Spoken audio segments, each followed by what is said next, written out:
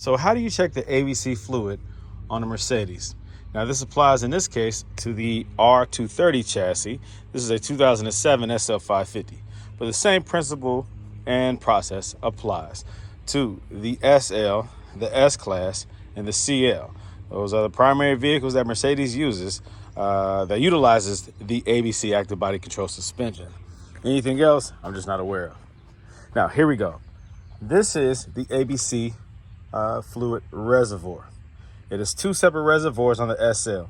I know for a fact on the S-Class, the W220, and the C215 or W215, the CL, it is a combined chamber, combined reservoir with a separation inside that separates the chambers from the ABC fluid and the power steering fluid.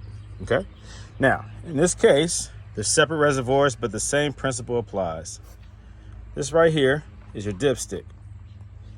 Now, it has something in German that I can't read, but there are two distinct lines. There is one here,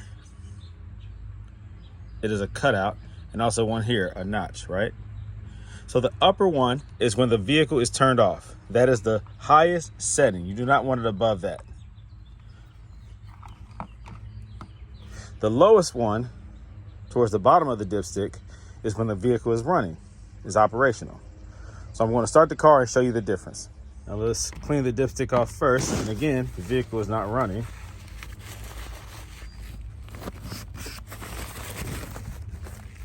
All right, so this is a dry, clean dipstick. This is the vehicle not running.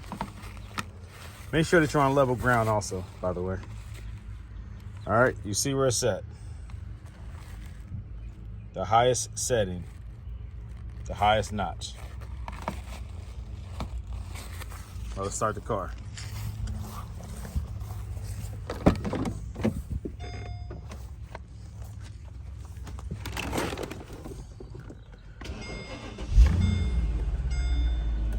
All right, now with the vehicle running,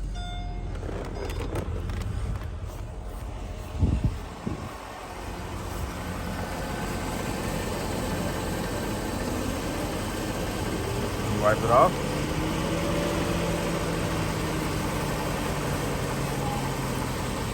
Okay, it's clean.